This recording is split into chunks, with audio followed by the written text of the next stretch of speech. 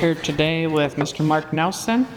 He's going to answer some questions for us and give us his background, which we're pretty excited to hear about. Question number one, how long have you been in business?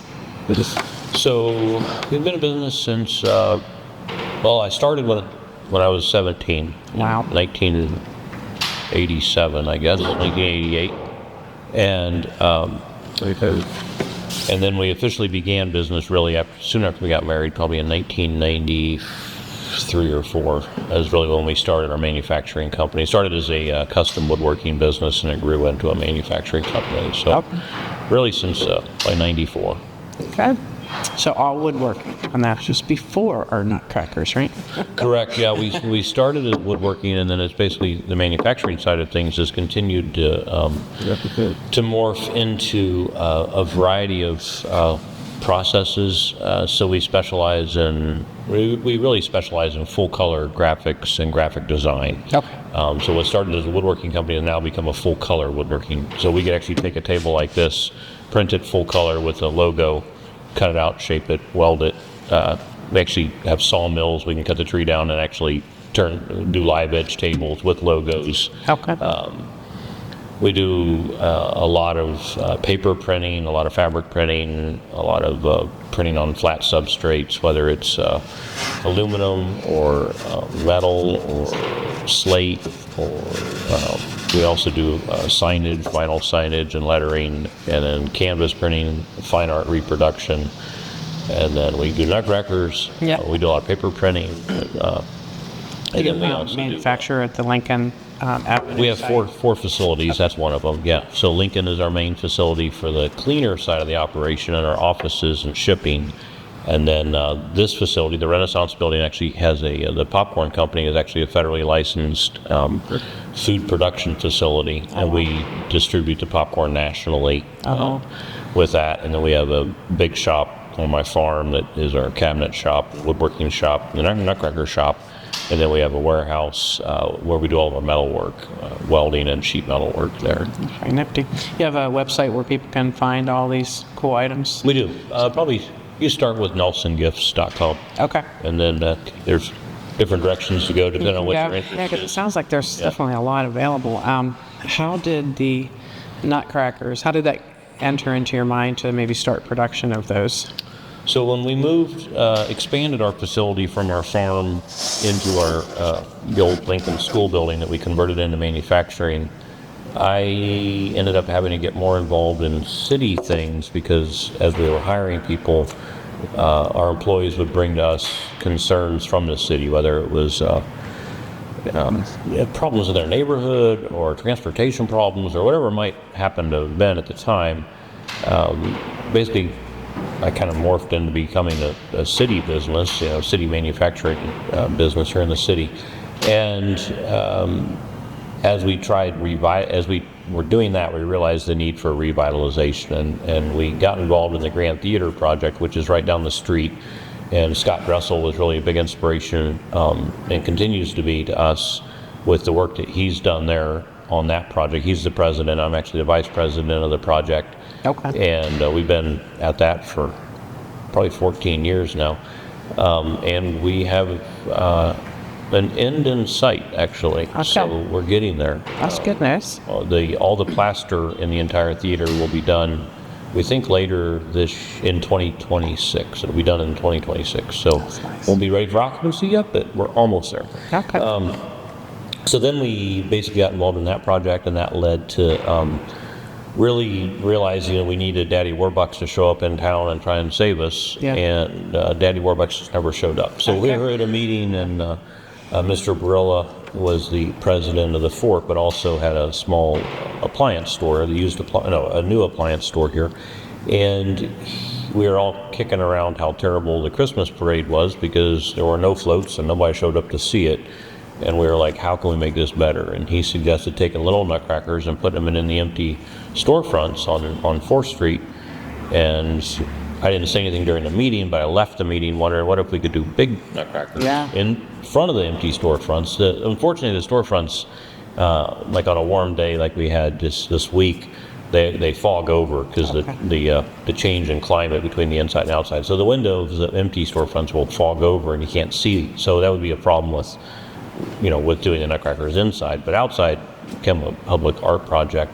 So I went home that night and asked my oldest daughter, Madeline, she runs our graphics department, to print off a 6-foot tall picture. And it was a Friday afternoon, and I watched my kids interact with it. I hung it on the back of our entryway door and sat in a chair and had coffee or whatever over the weekend and watched my kids kind of interact with this big picture.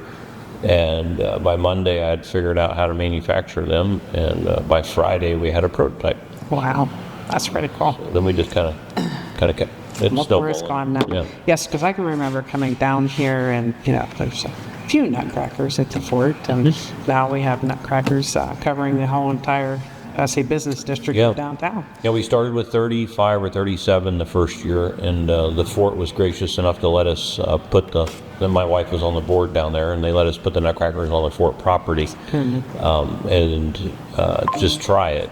The success we saw that year and the hope, really it was about, it's anything business. There's all kinds of different marketing and advertising campaigns. Sometimes they're large, sometimes they're internal, sometimes it's needing to even market to the employees, right? I mean, internal marketing campaigns. And I think in Steubenville we needed a shot of hope, just belief in ourselves, and that's really what the nutcrackers have done.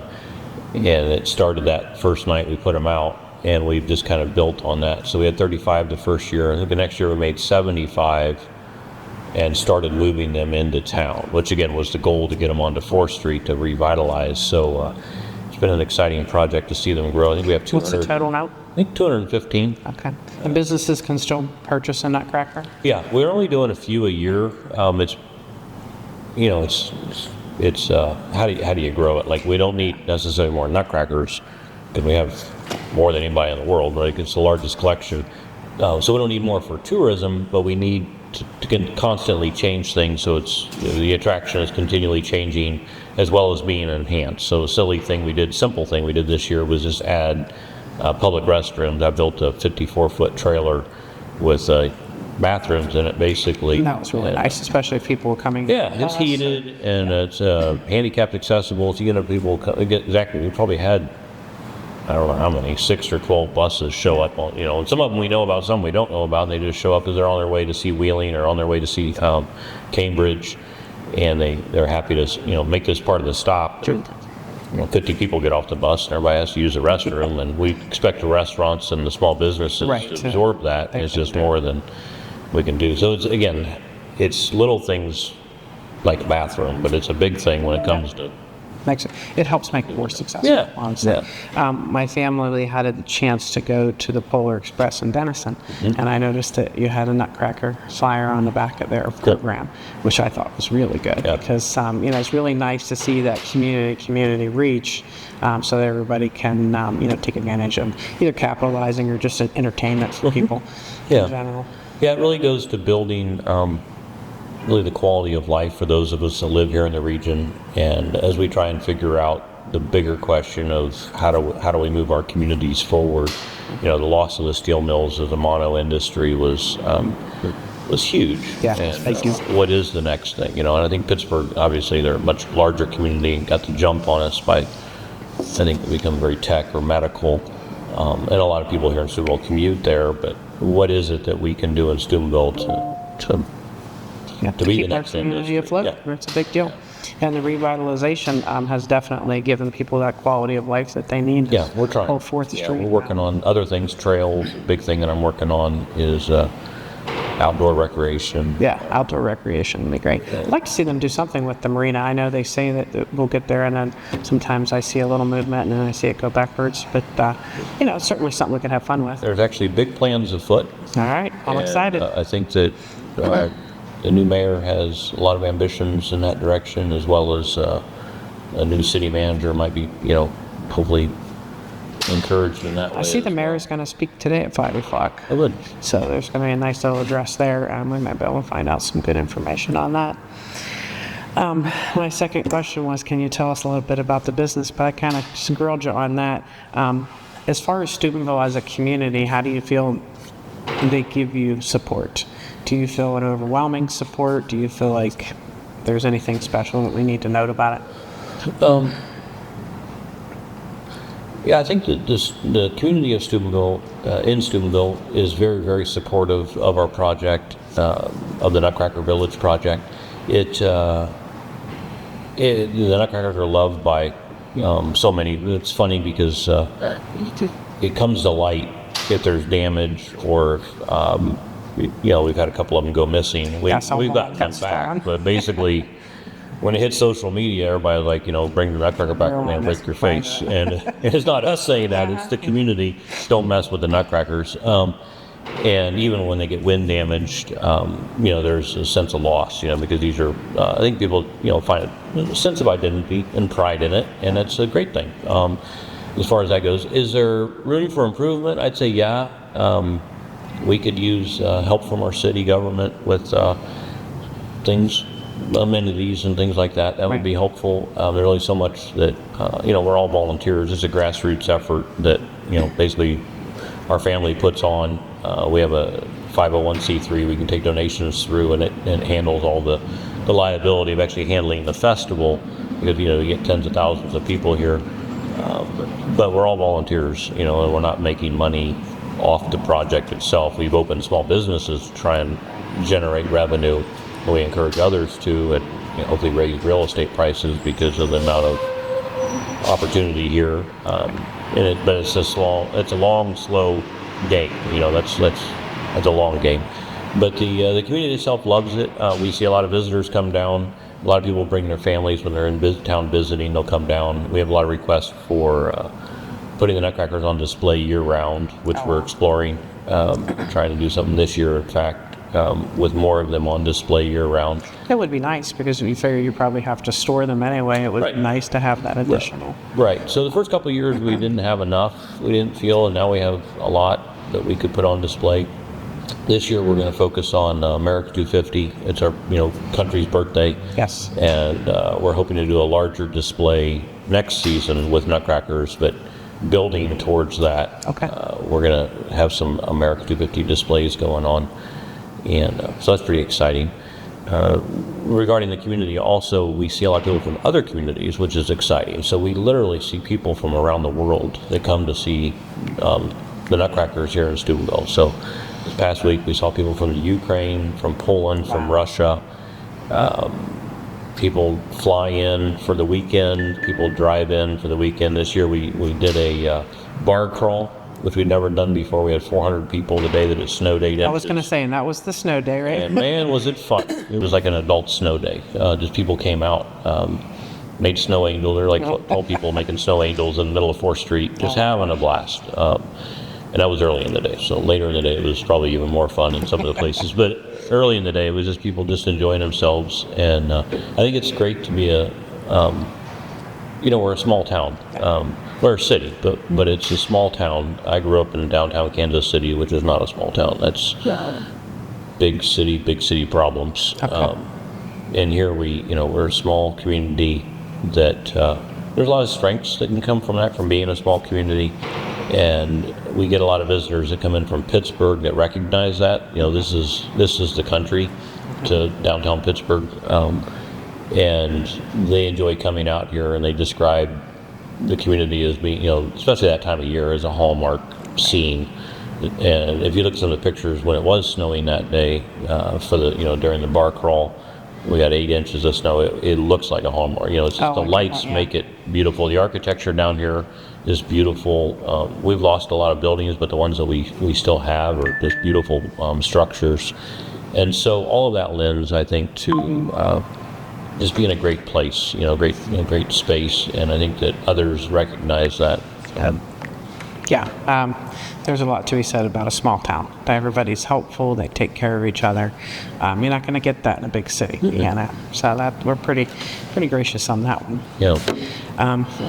Did we want to talk about St. Joseph's? Sure, we can talk about what the...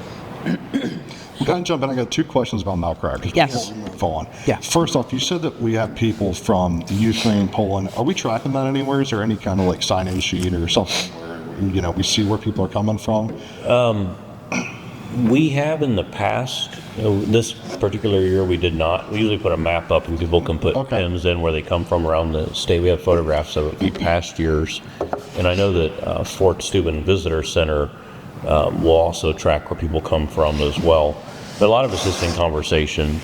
So no, I don't do that. The city actually has been gracious enough to pay for a tracking, not really a tracking, the census taking software, where they do a geo-fence on 4th Street, and they provide us the data from what that is. So we know that like last year during the Nutcracker Village on 4th Street, I think there was 46,000 unique visitors. And they do it via cell phones. So they set the parameters of, a geo-fence of a geographic area plus, I think the cell phones had to be here for 45 minutes or more. So it doesn't include us having coffee, yes, but only one time. It's unique visitors. That is pretty good. That's unique. A massive amount of people. And that doesn't include kids, obviously, or families, or whoever left their phone in the truck. So that part is being counted, and perhaps it would show where the cell phones are based from. Might actually show that, but I don't have that access. Yeah, I was just curious because it's cool to see how many people are coming in, visiting, and seeing Steubenville for what it is and kind of what you guys are doing with it. The second question I had was, what are your future plans with the Nutcrackers and Nelson's as a whole? Well, Nelson's is continuing to try and grow the company. So we are very involved this year in the America 250 project. We just got a license from the federal government to manufacture branded products for the America 250 project that'll go on for the next 12 to 18 months. And we're actually doing our best to begin a line of foundry products. So I bought a foundry, and it's the same foundry that made the Eagles that went above everybody's garage doors back in 1976. And I found the company in New York, and it had been mothballed in a barn. So I bought all the molds, and I'm doing my best to get that open for the coming year. Just for probably retail sales, not for national distribution. We're not. Will your store on the market? Our new store on the corner will be open all the time. Yeah, and then I'll have a large area for that product. So we're trying to grow in that way. Small business, so you try and follow trends and grow a little bit every year. The opportunity here in downtown has grown, so we see a lot more foot traffic, and so I'm trying to manage where I began as a manufacturing company, and that's the language I speak. Now I'm having to figure out how to do more retail or food establishment type things. So as we've grown the community, I'm trying to look for opportunity, as many others are as well. There's others that have grown because of the Nutcracker Village that, it's not directly related to the Nutcracker Village, but because of the energy and the revitalization that's bringing about. Like the First Fridays, for example, are a direct result of the Nutcracker Village. So, the building we're in, the Leonardo's coffee shop, the Popcorn Company, the Christmas shop, and we're in the ballroom of the Renaissance building. This is directly because of the Nutcracker Village. The second year after we did it, I invested in this building, which had been empty since 1970. So there were 3 holes in the roof on this floor, a fire in the coffee shop that had gutted the basement of the coffee shop, and so it took us a couple of years of putting it back together. Every window was broken. The downstairs was all boarded up. There was a tree growing into the second floor. I mean, it was a mess. But you can see the beauty of what was behind. It just takes a little bit of elbow grease and a lot of elbow grease. And some vision. I mean, that's what it really takes. And really, the coffee shop then led to community growth, and the community growth then led to the First Friday project that my daughter and the Harmonium Project, Mark Barnes, the head of the Harmonium Project, does. And then that led to a little organization, a philosophical think tank called New Polity starting, and that led to this College of St. Joseph being established down here. And I really think that the college it's a trade school. It's a post-high school Christian-based trade school.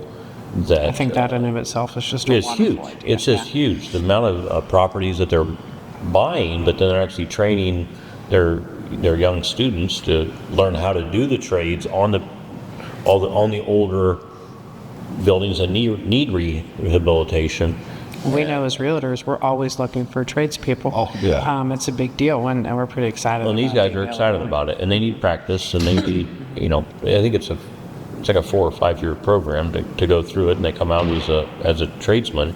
So it's a huge. I think that's probably one of the largest impacts that we've seen downtown, and they're just getting going. So they're in their second year. I think they have 60 students here in town now. They're having to provide housing. They're having to provide entertainment. They're outfitting all the trucks. They're buying buildings. They're buying older buildings for classrooms. They're buying buildings. They're looking to build buildings. So it's really changing lives. That's a big deal. I think have maybe a connection with JVS too at some point. I hope so. A feeder. Secondary. It should be a feeder. Yeah. That would be nice. Aren't they getting a degree out of it as well? They are as well. Yeah, they come out with a trade as well as a degree. Yeah. So it's a great opportunity for those kids. Yeah. Absolutely. And they're from all over the country. I meet them. I'm friends with a lot of young people, and we see them down here. And it's just adding life. Young people are. That's the future. So. Has the grocery store on the corner seen a lot of business? Do you think that we could possibly see that expand? I think so. Okay. Yeah, I think that's well needed down here. Yeah, and it's great food. It's a lot of it's locally grown or small grown, and you're putting money right back into the community when you shop like that. So it's you're feeding families here in the community. One of the things about my business is most humbling is we have 40 some almost 50 employees, and some of these people they're buying homes now. I don't know what real estate company they work with. We say I'll recommend you guys from here forward, but but they're buying homes for the first time based on the ideas that I might come up with in the manufacturing processes, but the money's staying local, and they're buying or building here locally. Yes, absolutely. You're building the community that way, which is absolutely wonderful. Yeah. And it's always good to be a homeowner instead of paying someone rent. Yeah. Right? Yep. For sure. Yep. That's for sure. Well, Harvey Goodman's always around if you ever need help. We're always open to help you with whatever you need. Thanks for anything in that regards. And is there a certain way that people should reach out as far as to get involved, either volunteering or maybe financially? What would the suggestion be for that? We could use all the help we can get. We pretty much use social media or our website for gathering all that information. The phone numbers are on there. There are probably email addresses on there as well. My daughters kind of manage all of that infrastructure for us. Just because, that's their role to play. Would they use the Harmonium project as a blanket, or is there some place specific? No, it'd be the Nutcracker Village website. It's Steubenville nutcrackervillage.com. Okay. Or the Facebook page, and then on there you'll also see the links to the Steubenville Cultural Trust, which is the nonprofit that we've set up to basically grow the project as well as grow the arts in Steubenville.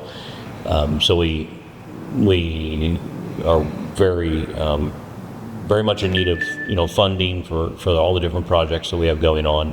One of the bigger visions we have that the trust would like to see done is take a building and actually open it as a cultural artisan center. Okay. You would actually come for class and learn pottery, learn woodworking, learn, I don't care, knitting, crocheting, guitar playing, all the different.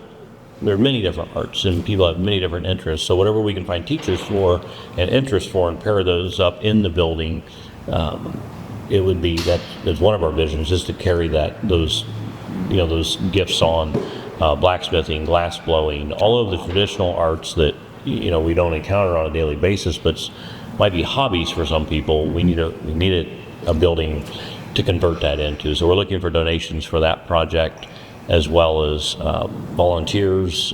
During this time of year, we go through, we need a lot of volunteers, whether it's strong people moving nutcrackers or people helping with the glue vine. There's many different opportunities for volunteering, and it's a 7-week festival, so it's 24/7 for 7 weeks. We get 2 days off, and 3 days off. We get New Year's, Christmas, and Thanksgiving off. And that's it. Other than that and we're still on duty, like with the windstorm. Yeah. we're always on duty. So I think Paul Monroe was working a little bit toward the pottery thing. He was a client of mine as well. He is. He has a great pottery on the corner. So again, the school idea is not to compete, but rather enhance. Right. How can we and I'm sure he can work with him? Yeah.